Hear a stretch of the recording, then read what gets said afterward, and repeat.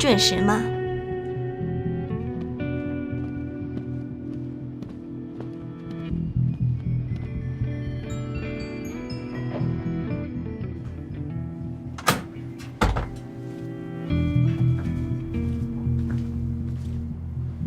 坐。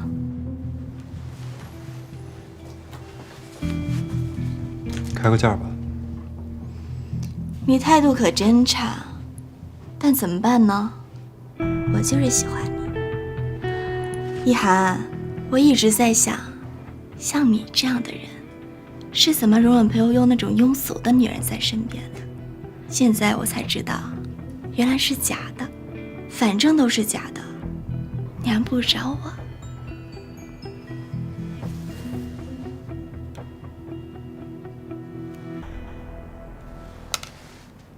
你也配？看来你是不想拿合同了。你到底想怎么样？我想要成为你的女人，只要一次，我就把东西还给你。我保证，没有任何人会知道。我凭什么相信你？你只能相信我，没有别的选择。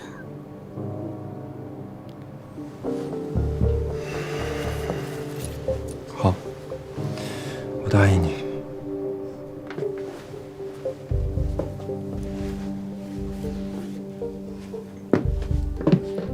喝了它，我就把东西给你看。不必了吧？像你这么漂亮的姑娘，我用不着喝这种东西。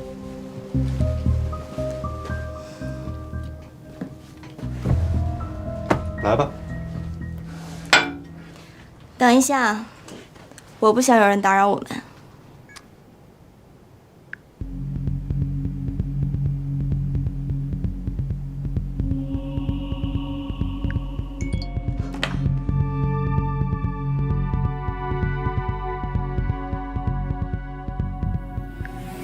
悠悠，我这里有个客人非要做水晶店厂家，你快点来揪场。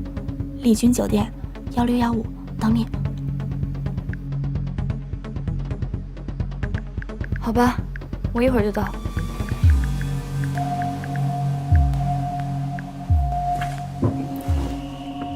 一涵，好好看看我，我会让你满意的。你就不能温柔点？一涵，你要干什么？你要是没让我好好看看你也就算了，我好好看你了以后，发现一眼也看不下去，只觉得恶心，恶心！你永远都别想拿到合同，我要曝光你和裴悠悠，你们一起去死吧！想怎么做是你的自由。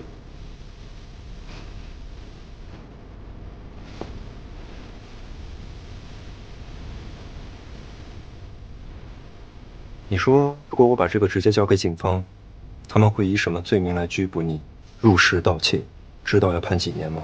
更不巧的是，我在收到短信的时候，已经找人黑了这家酒店全楼的监控。他们现在应该正在抢修，最少也要20分钟。没人知道我过来，也没有人知道我们要见面。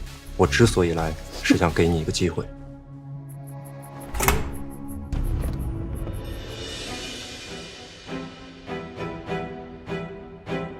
你怎么来了？你们在干嘛？悠悠，我在给客人做指甲，不知道一涵怎么就出现了，他要非礼我。我没有啊。孙青青啊！哎，别追了。我跟他真的什么都没发生，他脱衣服的时候我已经把他给按在那儿了。这个是重点吗？你是不是应该解释一下在家安监控的事情？你刚来的时候，我跟你又不熟，也是人之常情。我真的知道错了，我明天就让耗子来，把家里的摄像头和监控全部都撤掉。我觉得我还是搬走吧，你也不用不自在。你还欠我多少钱来着？我给你减10万。你别总是用钱来打发我，我也是有尊严的。好了，我们不吵了，我们先商量一下合同的事情该怎么办。你不是有监控吗？你直接交给警察呀。不行，交给警察，同时就坐实了这份合同的真实性，这和我们公开契约恋爱没什么区别。那怎么办啊？我们结婚吧。你开什么玩笑呀？我想过了，我们那份合同里约定的呢是恋爱交往，如果我们结婚的话，就算他公开合同，我们可以理所应当的说他是造谣，是欺骗，让他的说法不攻自破。为了圆一个谎，去撒更多的谎，我们早晚会收不了场的。所以，还是想想别的法子吧。我困了，先去睡觉了。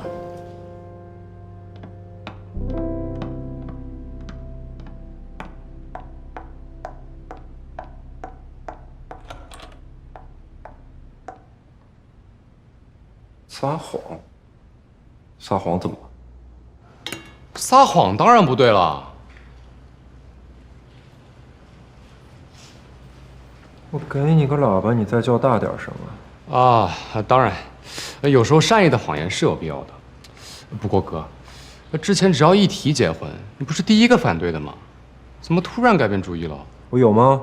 没有吗？啊，之前跟裴悠悠不是不熟吗？而且担心他心怀不轨、来路不明什么的。不过经过一段时间的考察，我觉得他还是很值得信赖的一个人了。哎呀，那肯定，悠悠姐的为人还是没得说的。不过哥，我还是忍不住提一个不成熟的小建议。不成熟的话，就等成熟了再说。哦，算了，说来听听。哎，我在想，你不是一直喜欢看迪姐吗？谁跟你说的？大家都知道。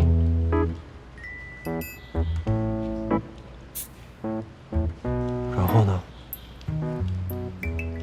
哎，你就没有想过跟她在一起吗？哦，我知道了，你现在满脑子都只有悠悠姐了，对不对？要你多嘴。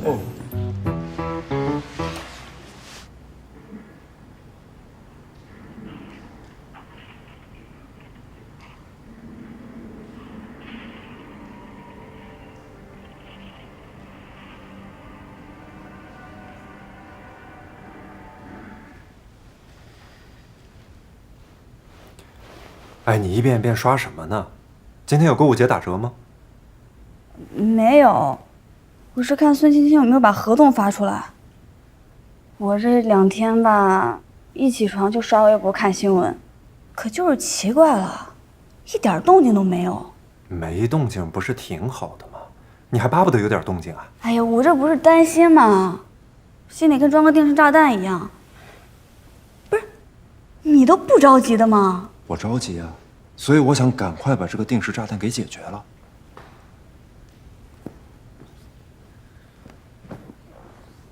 我那天的提议，你觉得怎么样？不怎么样。啊，对了，坎迪姐怎么说的呀？处理这方面，她不是最有经验的吗？我没告诉他，这次我想自己解决。就你还自己解决？得了吧，我觉得还是应该告诉她，我跟她说。哎，哦，我明白了，你是怕你们好不容易拉近的感情进度条再回去了是吧？最近没什么进度。我明白你的担心，但是这件事儿也不是什么小事儿，我们还是应该告诉他。至于吗？没你说的那么严重。你真不考虑一下我的那个提议啊？不必了。不就是结婚吗？你为什么那么抗拒呢？那天在江边，我们明明……你吓死我了！不就是接个吻吗？有什么不好承认的？我们都是成年人了，在一些特殊的环境下，有一些强烈的感情需求，这很正常。我觉得不正常，我们不能再这样下去了。其实我也有想过解决方案，实在不行，我们就等孙欣欣公布之前，直接宣布分手好了。这样，我们也好早点回到各自的生活。各自的生活。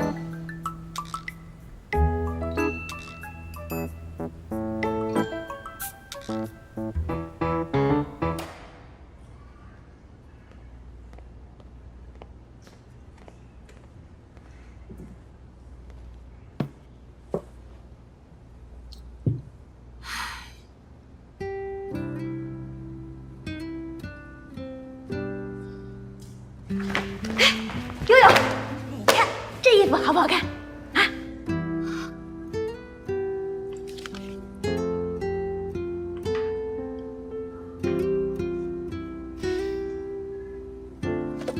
不好看，太贵了。我是问你好不好看啊，又没问你它贵不贵。可是好看一样也买不起啊。像这样的衣服，你就应该告诉自己，你不能拥有它，不是因为买不起它，而是因为它不好看，可能心里会舒服得多。我就看看，又没说要买。哼，悠悠，你活得太拧巴了。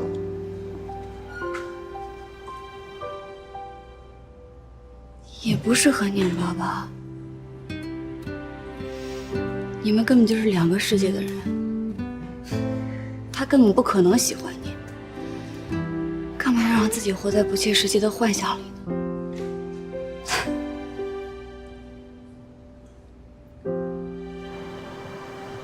我总觉得这个人物上好像缺点什么，但又说不上来到底哪里不对。是服装上的问题，还是说场景上的问题？我不确定。你看啊，就像你说的，如果是美术服务人物的话，但是前2天拍的一场戏，我看剪辑的时候觉得特别舒服。明明什么东西都没有变，所有东西都跟之前一模一样，但是出来的画面色彩协调性就是好了很多。是哪一场啊？就是前2天依然回来补拍那部分。行，那我待会儿看一下素材，做一下比对。好，辛苦。导演好。等一下。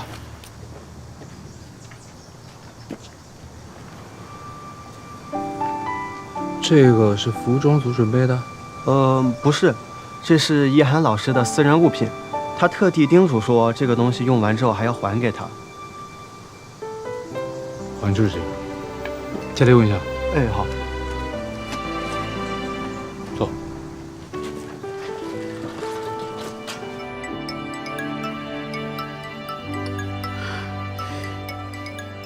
喂，天豆哥哥。哦，我马上就过来。各自的生。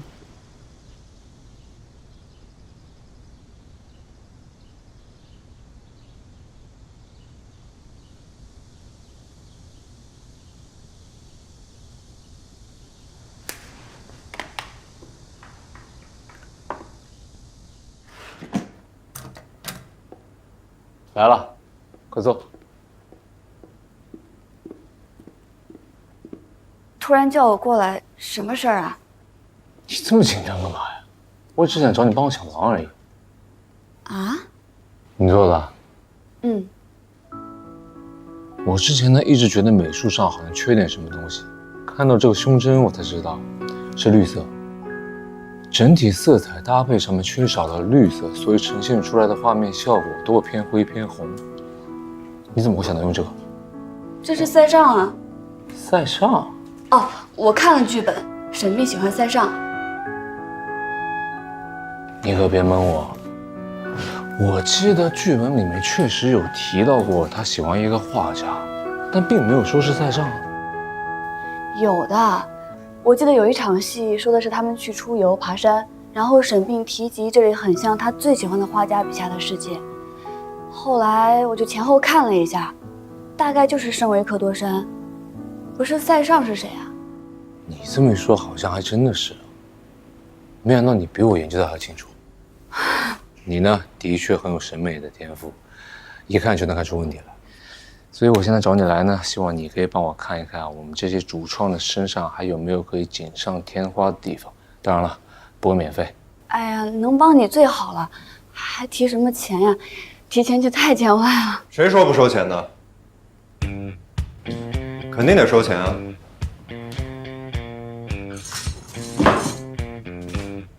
你不是最爱钱的吗？我收多少我们商量一下，告诉你。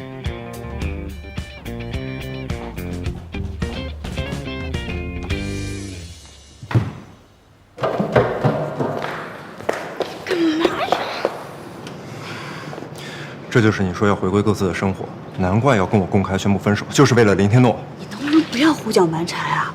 天诺哥哥只是让我帮你点小忙而已。那你为什么不收他钱？在家你给我倒个水，你都要收我钱，到他这儿提钱就太见外了。你是不是喜欢他？我跟他认识几年了，跟你才认识几天，能比吗？你的意思是他比我重要？对，而且重要的不是一点半点，他比你重要多了。我知道了。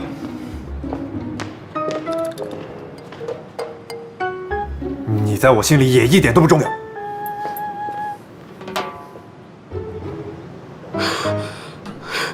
神经病！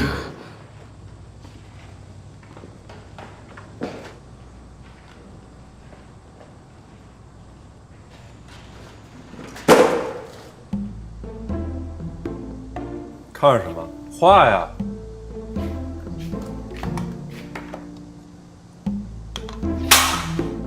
你行不行？你要行就画，不行就换个能行的人来画。我去换一个粉底。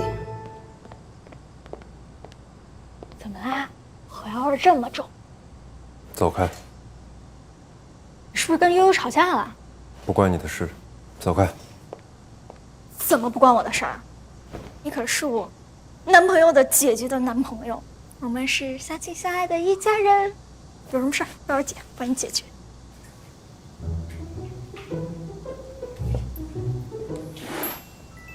我问你啊，你在什么情况下会对一个人发脾气啊？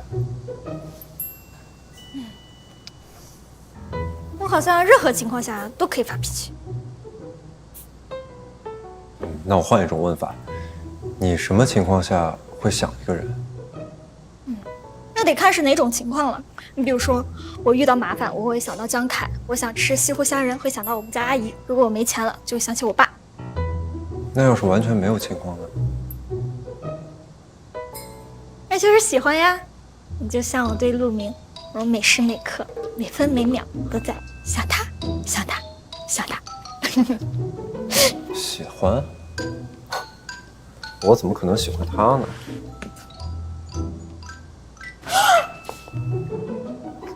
你喜欢别人呢？你这样悠悠，你渣男出轨！什么？不行，我要打给我姐姐。哎，等一下，悠悠现在还被蒙在鼓里，你一个电话过去，他俩就真完了。你有没有听过一句话，叫做“宁拆十座庙，不破一桩婚”？我不管，我不能让那个人渣继续骗我姐。别着急，其实据我观察，叶涵对那个人的感情还属于萌芽阶段，很不牢靠，所以只要我们进行合理的引导，还是有胜算的。怎么引导？你有没有看过一部剧？那部剧里有一集，男主角在2个女生之间徘徊不定，他非常难做抉择。后来他的朋友就告诉他，你把2个女生的优缺点都列出来，这样子该选谁就一目了然了。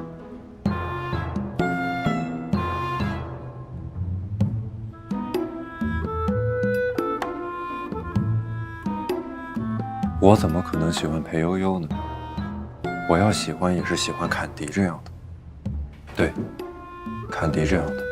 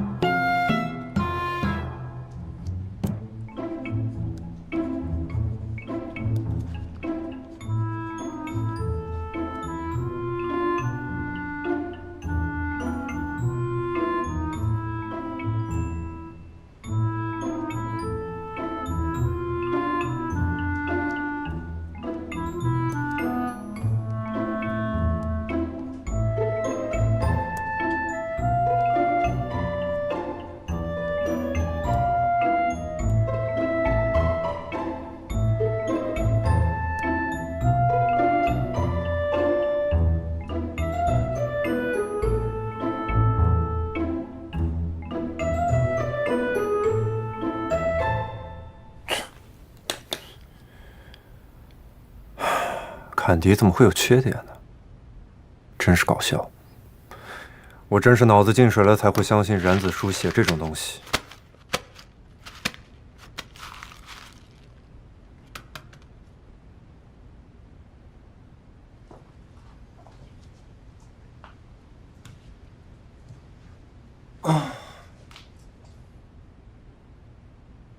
我一点都不喜欢裴悠悠，我喜欢的人是坎迪。那晚只是个意外。我现在就要打电话给坎迪，约他明天晚上出来吃饭。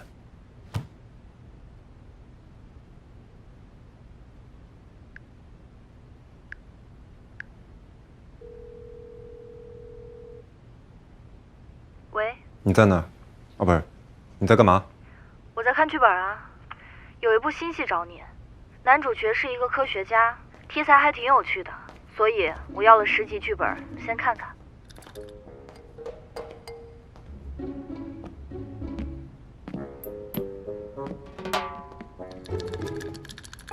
走来走去干嘛呢？一涵，哎，在，我在。喂，天诺哥哥。啊，我没事啊，你说。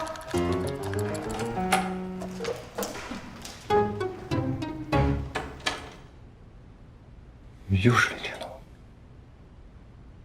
一涵，一涵，啊，怎么了？你到底在干嘛呀？啊，没干嘛，我就想问一下，明天晚上你有时间吗？一起吃个饭。好啊。那就这么说定了。明天晚上老地方，我先不跟你说了，我要上厕所。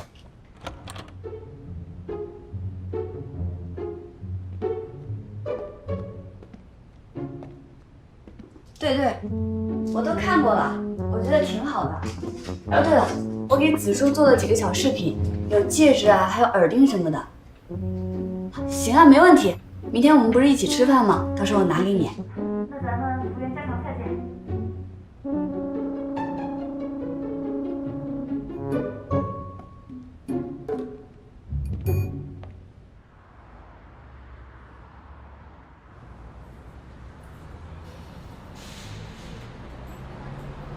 裴悠悠他们人呢？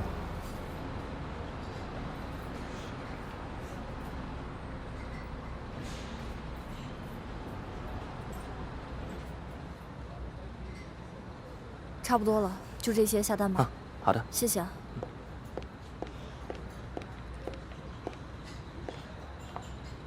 怎么突然想着换餐厅啊？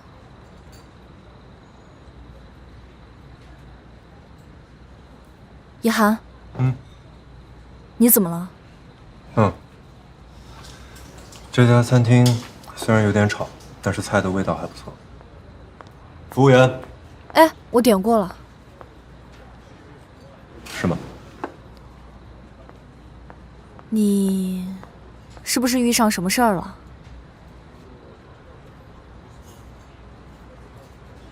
孙青青拿到了我和裴悠悠的合同，她知道了我们两个的事情，还试图威胁我。什么时候的事儿？3、5天前吧。那你怎么现在才告诉我？我不想像个没断奶的孩子一样，一有事就找你。我是个男人，可以自己解决问题。所以，现在解决了吗？还没有。那你打算怎么解决？我想在事情曝光以前，先和裴悠悠结婚，这样如果有流言传出，也会不攻自破。那关键悠悠答应吗？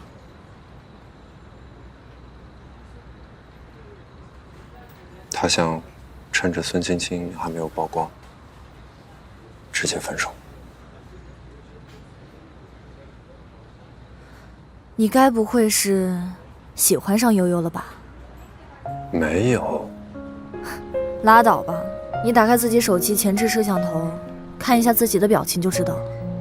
咱俩认识这么多年，你心里怎么想的，全在脸上写着呢，就你自己看不见。坎迪，其实我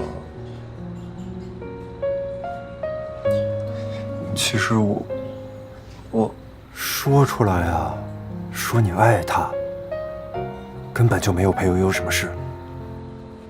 你只爱他。我知道你想干嘛，别为难自己。心里装着一个人的时候，是没有办法对别人表白的。行了，这个饭我先不吃了。总之呢，分手跟结婚都不靠谱，这件事情你们两个就别管了，我来处理。至于你个人心意的事情，我帮不了你，这得靠你自己。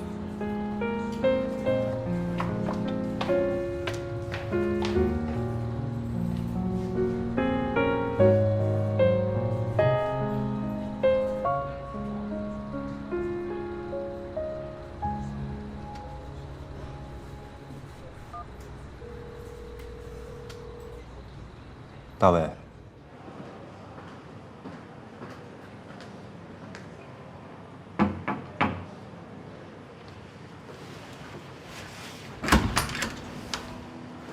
你怎么找到这儿来了？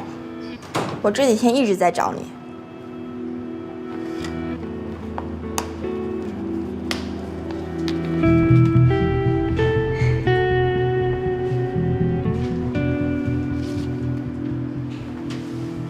开个价吧。不用，我不要钱。比起钱，我更想看他们两个永远翻不了身。你能做到的，对吧？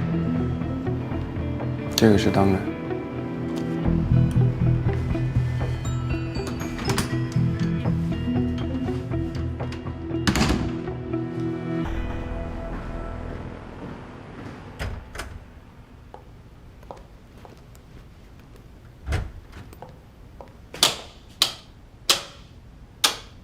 你去哪儿了？你神经病啊！大半夜坐在这儿不开灯，你想吓唬谁呢？你也知道现在大半夜了。哦，我这不是给剧组做了一些小饰品吗？没收钱，天诺哥哥就说请我吃顿饭。这件事你不是知道的吗？那为什么临时换餐厅？你怎么知道呀？因为我在那儿等了你1个晚上。啊？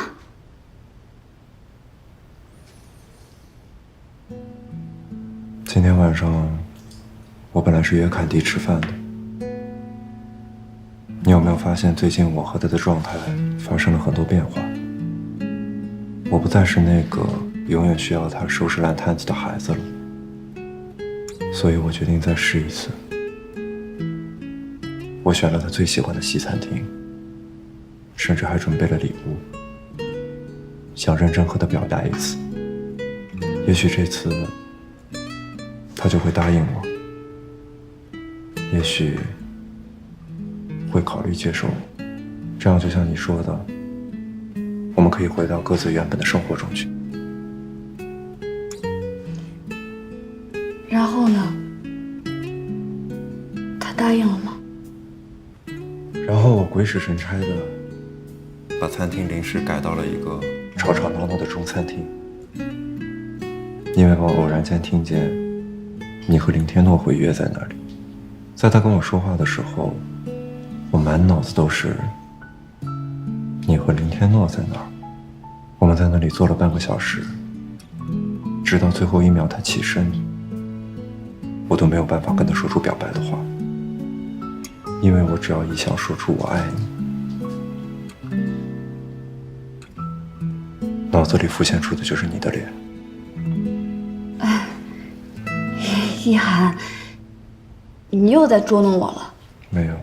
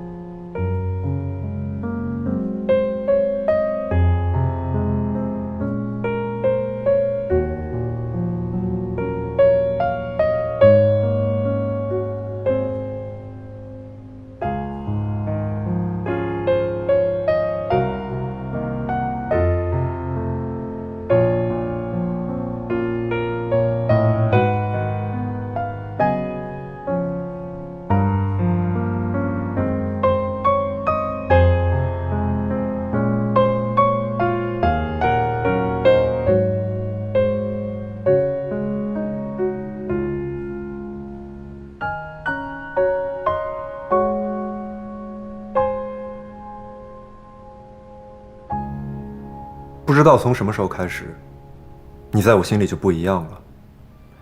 也许是你第一次劝我接下沈冰这个角色，也许是你点醒我，让我看清我和坎迪之间的关系，你帮我追他。也许是那天晚上在江边，也许并不是某个重要的时刻，只是一碗饭，一个笑。原先我一直以为在这份合同里，我是吃亏的那个人，可慢慢我才发现，遇到你我是多么幸运。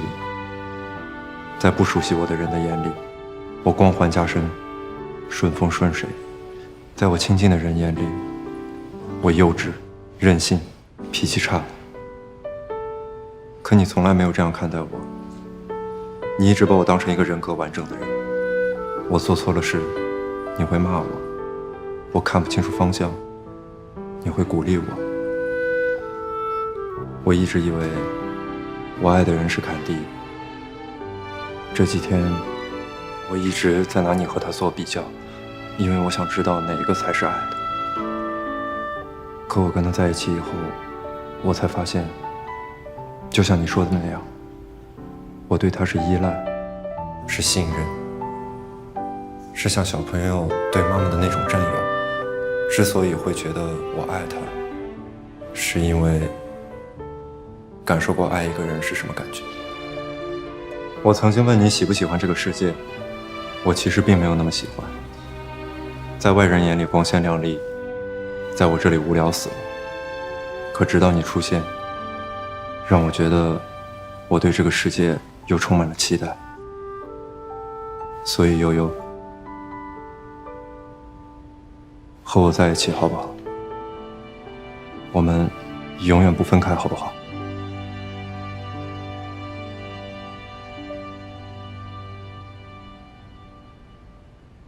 好。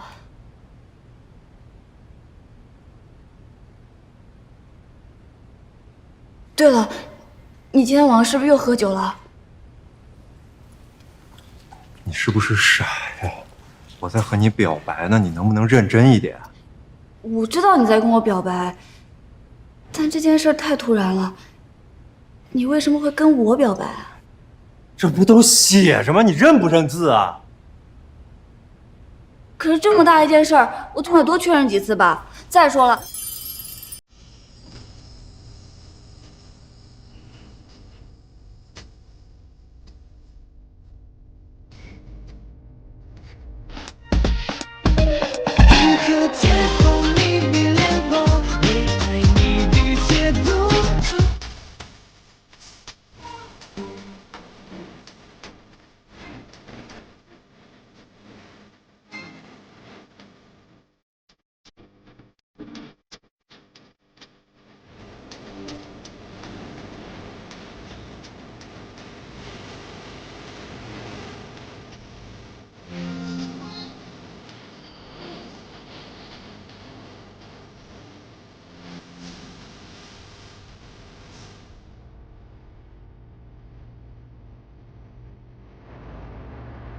我到处都找遍了，哪儿都找不到他。这孙晶晶到底去哪里了？解铃还须系铃人，必须找到他。密切关注媒体动态，有任何风吹草动，马上通知我。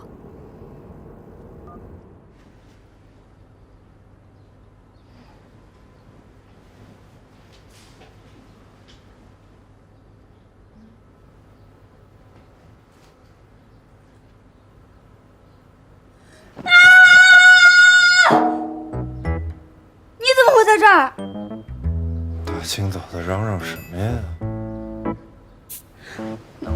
我警告你，这是我的房间，我的床，你以后不经过我允许，不准睡过来。这是我家，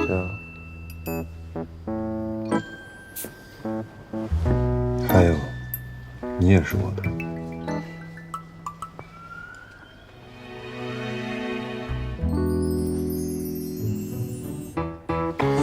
起来洗澡，带你去个地方。哎，你怎么穿了一件这个颜色？快去换一件。为什么呀？因为我穿的是白色，所以你也要穿白色。情侣之间不都这样吗？那为什么不能是你跟我换一样颜色的衣服呢？你去换一件灰色的不行吗？你觉得在穿搭方面有我迁就你的道理吗？你知道这个世界上有多少的大好青年靠着模仿我的穿搭走上人生巅峰的吗？反正不管我怎么穿，也不及你巨星光芒的1/1000，我不去了。求求你了，就换一件吧。撒娇对我没用，说不去就不去。为什么？哦，我懂了，你是想让我帮你换。了解。走。你放开我！放开！放开！我们去哪儿？结婚。结婚？停车！我要下车。你昨天不都答应了吗？我答应什么了？我答应要永远在一起啊！永远在一起不就是结婚吗？可能不都是表白的场面话吗？再说了，这是不是太快了一点啊？是你担心孙欣欣这个炸弹随时会爆炸，而且你又不愿意用一个谎言去掩盖另外一个谎言。现在好了，既然我们两个真心相爱，那结婚就是顺理成章的事情，还能顺便解决问题，不是很好吗？话是这么说没错了，但是你出门前你得告诉我一下呀。结婚又不是人去了就可以，还要带户口本，你肯定没带吧？放心，我拿了，你的我也拿了。没跟你说，在你睡觉的时候床头柜拿的，没关系吧？你拿都拿了，你还问我有没有关系？我现在说有关系，怎么办？那我当然得认错啊！对不起，以后这样的事情我绝对不会干了。想怎么罚，你罚我吧。白天罚还是晚上罚？哎呦！看你那个表情，又在想什么肮脏的事情了。哎呀，又在觊觎我，真可怕！啊，给你。我觊觎你？你给我停车！停车是不可能了，民政局马上就要下班了，都是因为你磨磨唧唧的，所以要加快速度。麻烦你摘一下墨镜。那个，我们能不能进去拍照的时候再摘啊？他眼睛怕光。你是怕别人认出来你是一涵吧？哎，是一涵，有什么好看的？你在旁边评论文琪吗？我不是。什么你不是？你这户口本都给我了，你要不是，我这章可盖不了。在你这儿是，在你这儿是。哎，真的是一涵，快点，王宝，快点，拍个照，我照相吧。啊，我也要。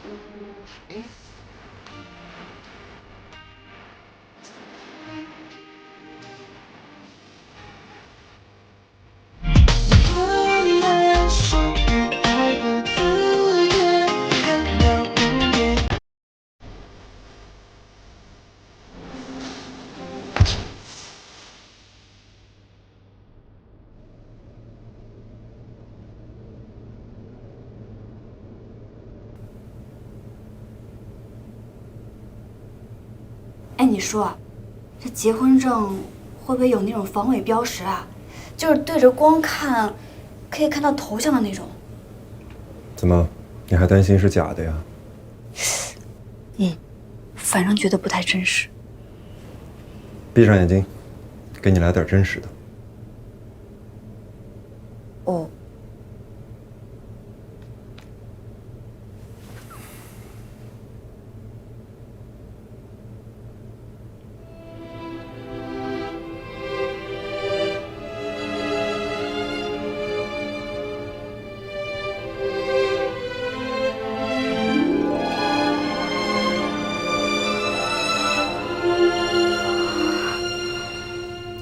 这是我特地找詹妮佛定做的，就是设计山海那个珠宝设计师。你不是挺喜欢他的设计吗？定做这个戒指要挺久的吧？你不是说你才发现自己爱上我了吗？果然撒谎。也不用很久，不吃不睡10几个小时也就够了。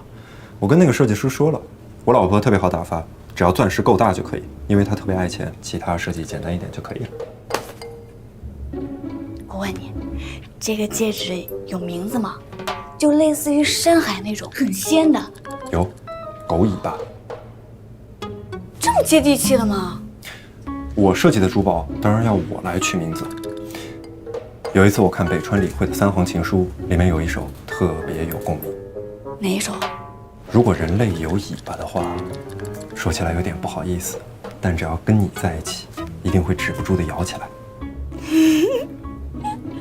还挺可爱的，是吧？嗯。不过他们说的也是人类的尾巴，跟狗有什么关系啊？对哦。那把狗去掉。倒是挺有创意的，但就是觉得有点奇怪，别人的项链叫山海，我的戒指叫尾巴。哦，你不会在吃坎迪的醋吧？我跟你说啊，那些情话写的特别好听的，基本都是爱而不得的。山海俱可平，前提是所爱隔山海。像我们这种两情相悦，中间没什么阻隔的，不用想那么多，啊，只想着摇尾巴就可以了。所以务实一点。那种名字取得特别好听的，一般都不太吉利。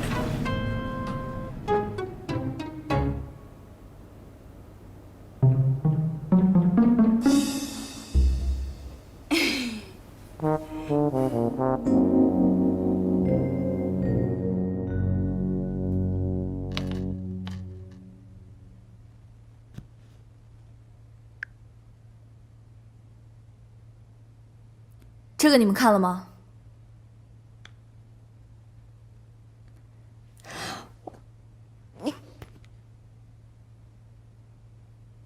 你们两个跑民政局干嘛去了？结婚啊，不是跟你说过了吗？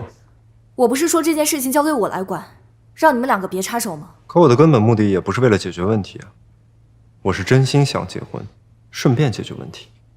结婚可以啊，但是不是应该跟我提前说一声？这不是小事儿。好。第一，合同被偷了，结婚是我能想到的最好的解决方案。第二，我有私心，我确实想结婚，我爱裴悠悠，我想和她在一起，所以我不想掺杂别的东西。如果提前告诉你，你别跟我说你不会写个几10页的计划书。那也是为了让这件事情最大限度体现它的价值，有错吗？没有错，可这并不是我的本意啊。入行以来，你就一直跟我说，做什么事情要深思熟虑，等在最好的时机。可这件事情，我不想等，我只想在最想做的时候做，不是最合适的时候做。我理解你的想法，但是你有没有想过，一旦孙青青曝光了这个合同，人家大可以说你们连结婚都是假的，这个事情整个就是一个狼来了。因为你之前已经撒过一次谎，所以广告商们很敏感，公众也会很敏感，到时候就会有无尽的烂摊子要收拾，根本就没有你想的那么简单。有这么严重吗？难道我们就不能说那个合同是假的吗？我们当然可以说合同是假的，我们还可以发律师函，发声明告他诽谤，但是只要人家咬死要追究到最后，不用别的，只要找个权威机构做笔迹鉴定，到时候吃亏的还是我们。这个事情闹得越大，我们损失就越大。那怎么办呀？还是要把合同拿回来。我再说一遍，这件事情交给我来处理。在此之前，你们两个都消停点，别再给我节外生枝了。哦。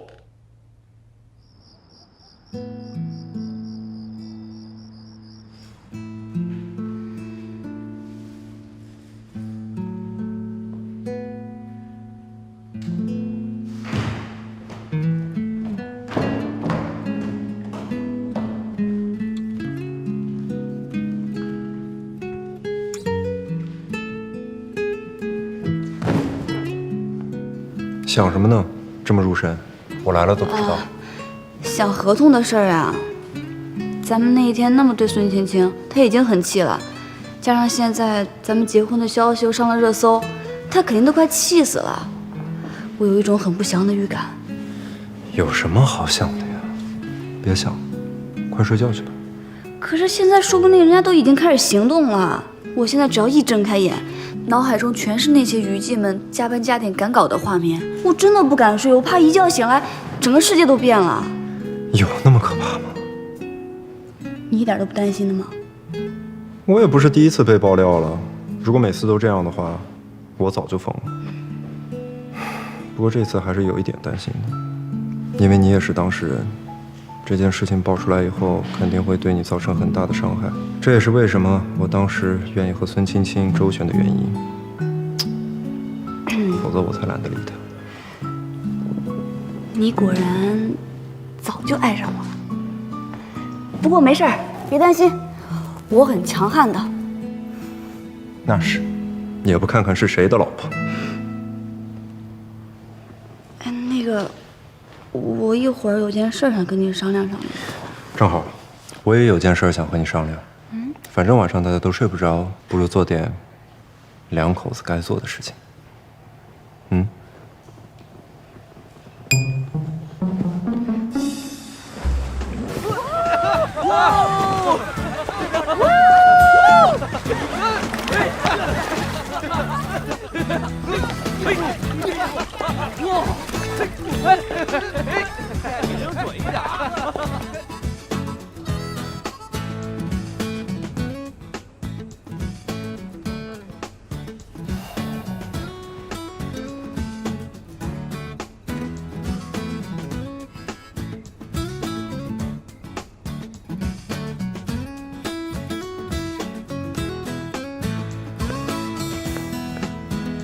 等等，好看吗？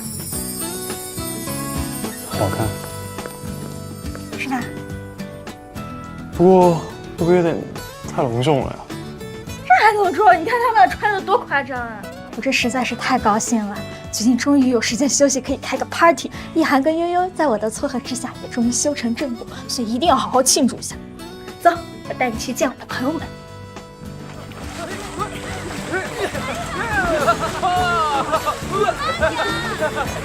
大家安静一下，给你们介绍，这是我的男朋友陆明。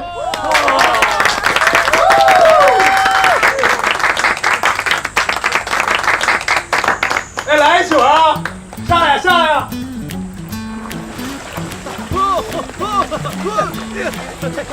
陆明你好，我是周欣彤，你可以叫我周周，我是他最要好的朋友。周周，想死你了！老实交代，你这是去拍戏了，还是去谈恋爱的？顺便，帅。不过你这部戏什么时候拍完？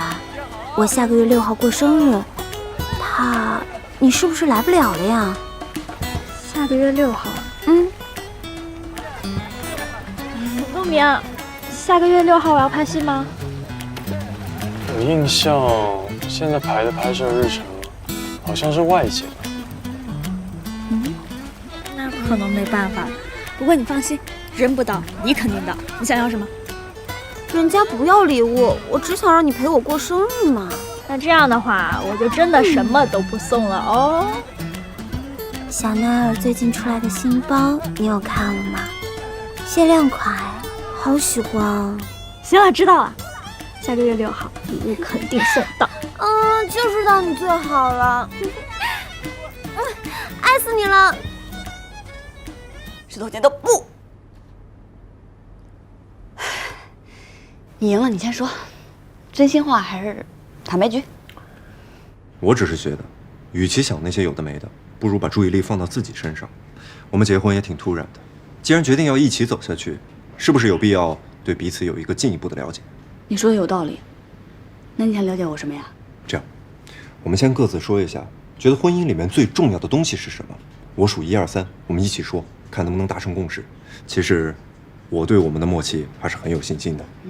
来，1、2、3，前任数量。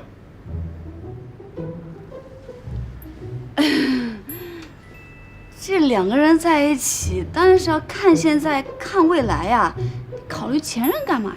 因为我想参与你全部的人生，余生我们都要一起度过，是不是要把之前错过的都补上？之前错过的多了，那还包括童年，还包括初中小学高中，前任能占多少呀？那你万一初中就早恋了呢？你态度这么激烈，你是不是不想说？对，我就是不想说，因为太无聊了。 OK， 那我先说。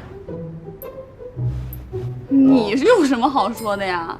你前任我都知道，网上就可以查到啊。也是，我都忘了，你是我的粉丝，爱了我很多年。谁是你粉丝啊？你看，你看，你看，不承认是吧？等着。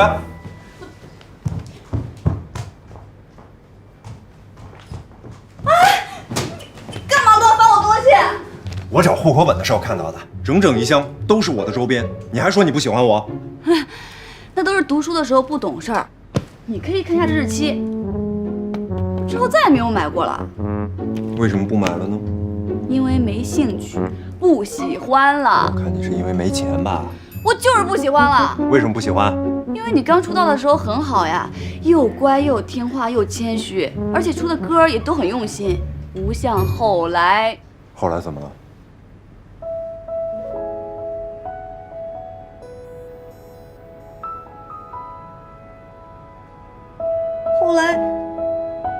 后来不是挺好的吗？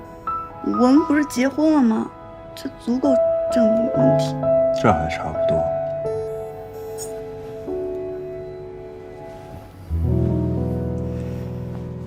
好了，你到底有多少男朋友？我没谈过男朋友啊。你当时帮我追凯迪的时候不是这么说的，你说你很有经验。10个。这么多？我说没有你不信，说10个你又嫌多，要不然你给我说个准确答案吧。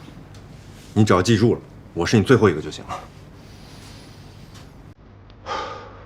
行了，我要了解的了解完了。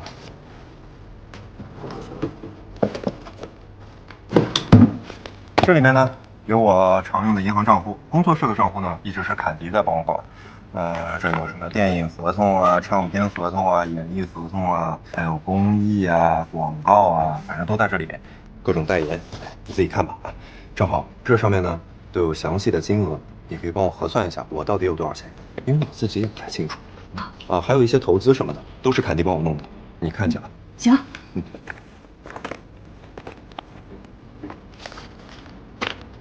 这么多啊！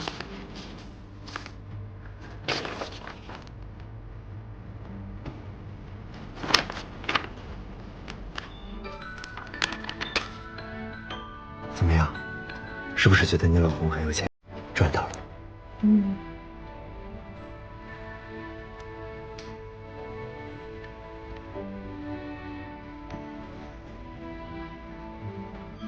等等。可是我除了这套房，我什么都没有了呀。不对，我连这套房都是跟你借钱买的。哎呀，什么借不借的？我们现在都结婚了，这个呢叫夫妻共同财产。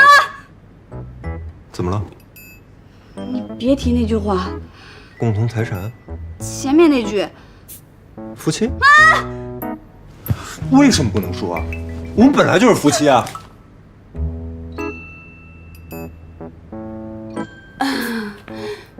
不好意思啊，我可能暂时还不太能接受这个太严肃的关系定义，太飞跃了，你懂吗？我还需要点时间慢慢适应适应。我为什么就不用适应？哼，难道是因为我常年拍戏，所以现在太容易进入角色了？没事儿，我适应适应就好了。我来帮你克服这个困难。我们先建立一个安全语境，怎么样？来，先试着叫一声老公。啊。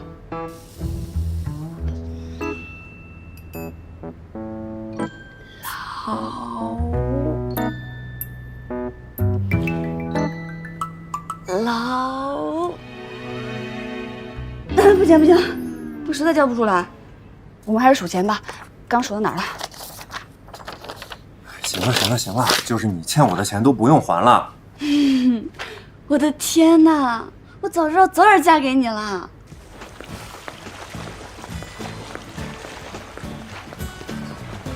怎么啦？不习惯这种场合？没有啊。你要是不喜欢，我让他们现在就走。不用不用，真的不用。那你怎么了？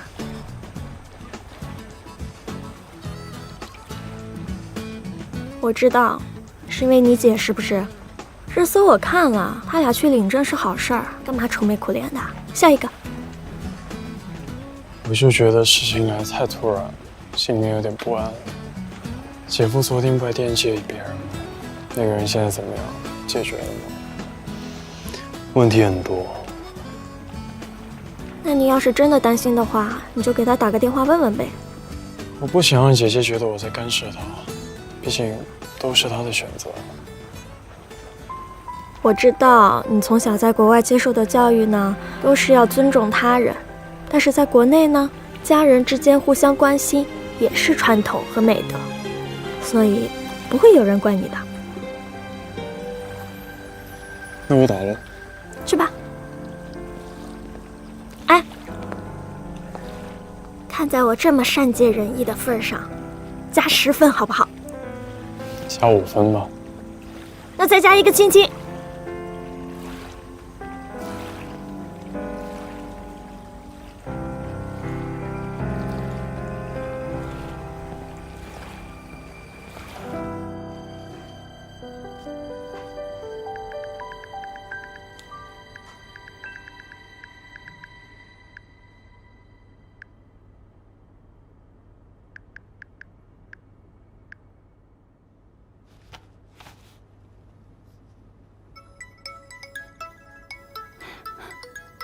哎呀，这个时候打电话，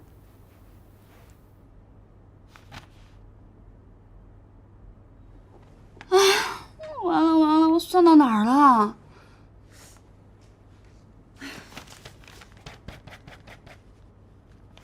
是太晚了吗？嗨， Hello， 有事吗？没事就不能跟你聊聊天了吗？我不是这个意思啊。你真可爱。你什么星座的？狮子座。真的吗？我是射手哎，我们都是火象星座，看起来特别合哦。你不是下个月生日吗？怎么突然就变射手座了？因为下个月那个包包就上架了，我12月份过生日的话，就没货了。你骗子叔说你下一个月生日就是为了要那个包。这也不算骗嘛，何必讲那么难听？我只不过提前收礼罢了。他把你当成那么好的朋友，你怎么可以这样对他呢？如果他真的把我当他的好朋友的话，就该记得我的生日，不是吗？他付出价格昂贵的礼物，我给他一份热闹的友情，大家各取所需，就别太计较了。我跟他相处多年了，他身边的男孩我见多了，别告诉我你跟他在一起什么都不图。一会儿我们找个借口先离开，我带你去个更好玩的地方。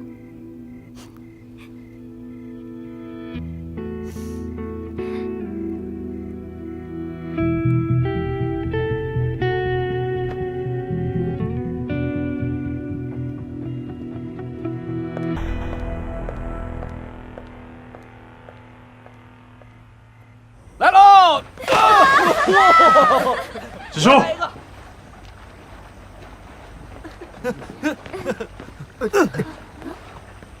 我有点不舒服。你没事吧？那我让司机先送你回去吧。不用了，我在这睡就行。在这儿会不会太吵啊？是有一点啊。这样吧，你让他们都走吧。啊？这样就是。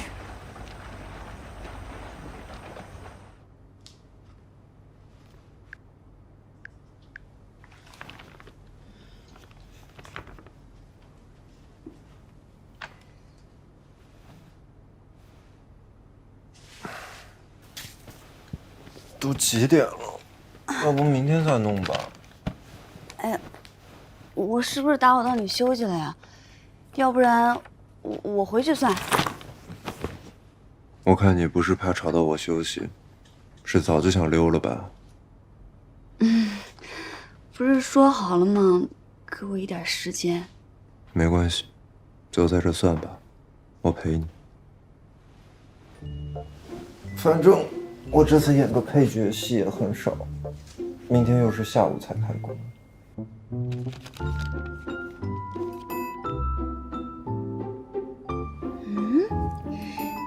你为什么会在黄山买房啊？不知道，都是坎迪帮我弄的，大概是为了投资吧。哦，吃醋了？没有啊。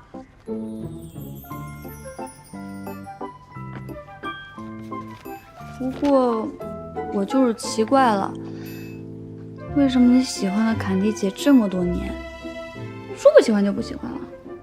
那你希望我怎么回答你啊？难道要我说，并没有说不喜欢就不喜欢，而是心里一直给他留一个位置？你敢？我知道了，裴悠悠，你是不是不自信啊？谁说我不自信了？我是对你不自信，怕你整天朝三暮四的。别看现在这么喜欢我，说不定哪天说不喜欢就不喜欢了。坎迪姐是我的前车之鉴，我必须得好好想想。你和他不一样。那，你爱了他10年，你打算爱我多久呀？一辈子。口说无凭。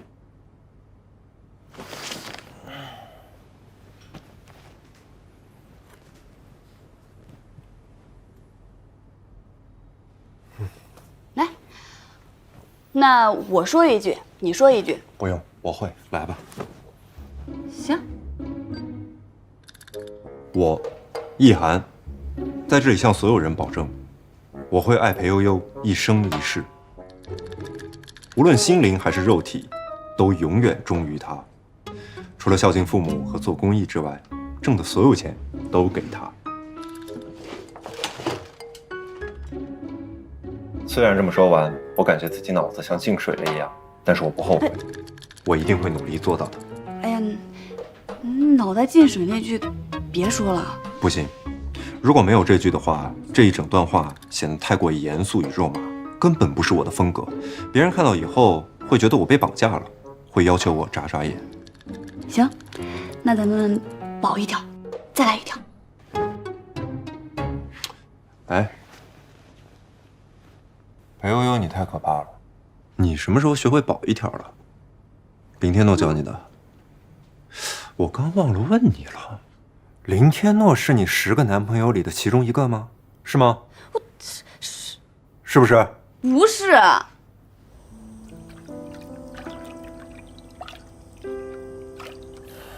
对不起，是我不好。他们再怎么说也是你的朋友，我不应该这样发脾气的，搞得场面那么尴尬。没关系啊，东明开心就好。你不生气吗？我就是吓了一跳，觉得平时那么温和有礼貌的一个人，刚才凶凶的。子舒，你真的觉得他们是你的朋友吗？当然了。你说他们那个周周他……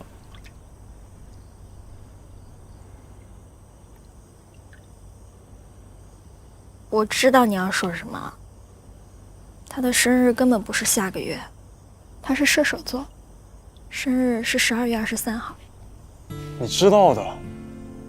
虽然他可能不愿意相信，但我真的有把他当成我最好的朋友，所以怎么可能忘了他生日啊？不过，他每年跟我说的生日的日期都不一样，这取决于他想要的新款包包什么时候上市。不过有什么关系呢？反正生日迟早都要送的，早一点晚一点，他开心就好。可问题是，人家根本没有把你当朋友啊，在他们眼里，你大概只是一个活的 ATM 而已。活的 ATM 是什么 ？ATM 成精？你怎么还能笑？你不难过的吗？还是说你就那么缺朋友？怎么了？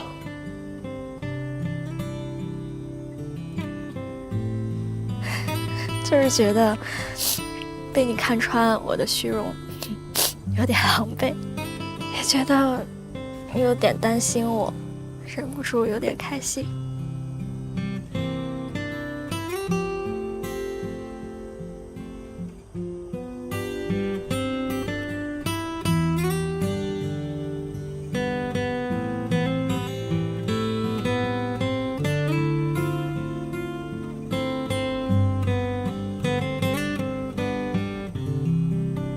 抱抱我好不好？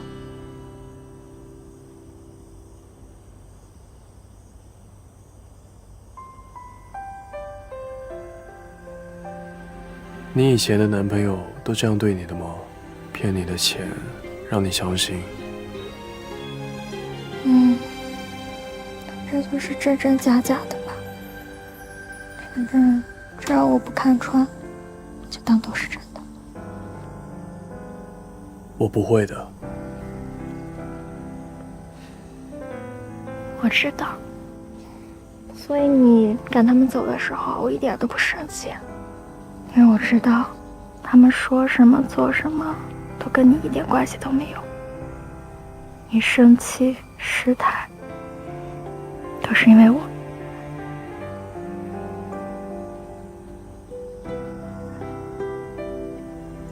加10分好不好？加10分？为什么？因为我很惨呀，我没有朋友，我就只有你。好吧。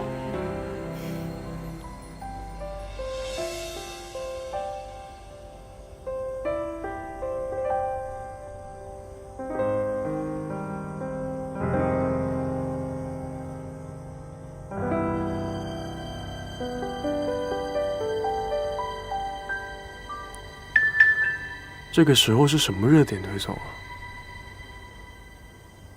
糟了，是我姐。大伟怎么这个点给我打电话？没什么事儿，他就死定了。喂，哥，你和悠悠姐的事儿都已经被贴到网上了，现在微博都已经炸了。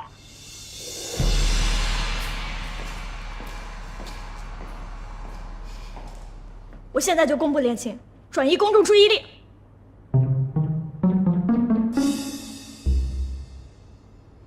哎，姐，你已经在热搜上了。啊？什么内容啊？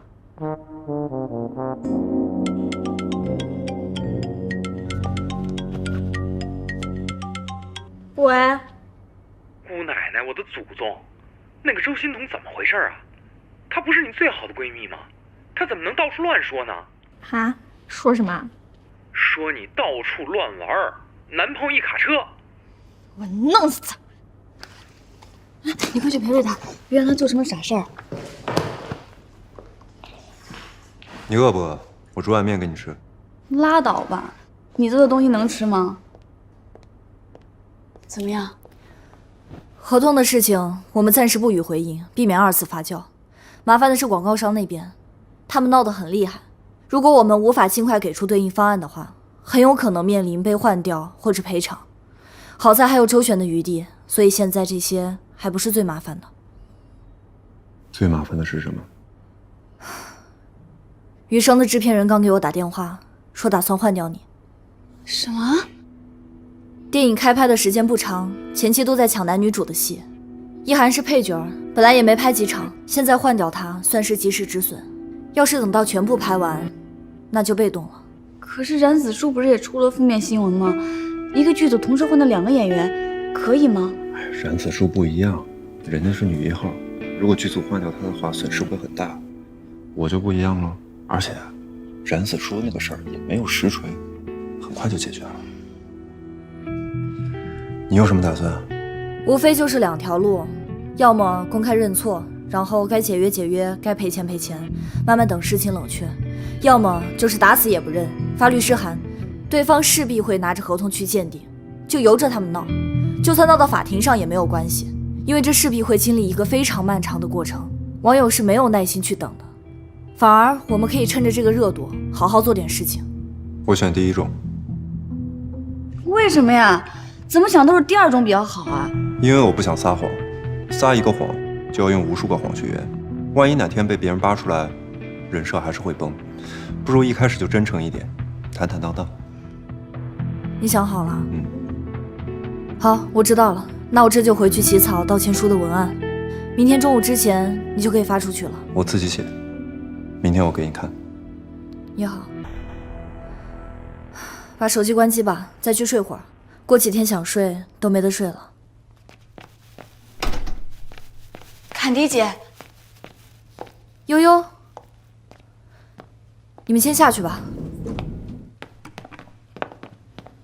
悠悠，怎么了？我仔细想了想，还是觉得第二种方案比较好。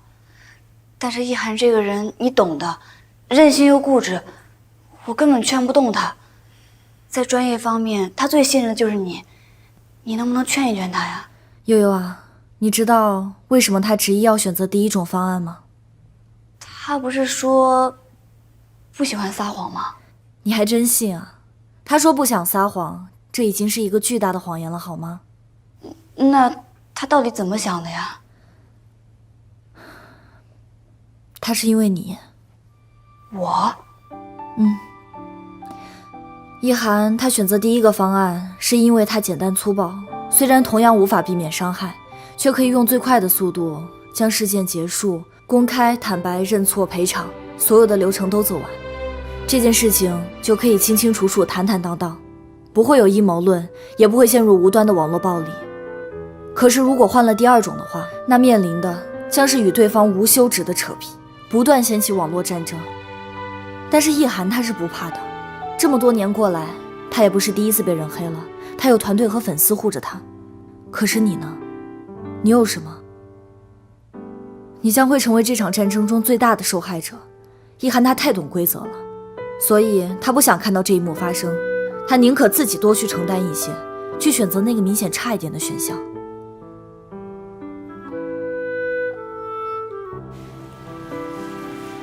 你怎么丢个垃圾丢这么久啊？我差点报警。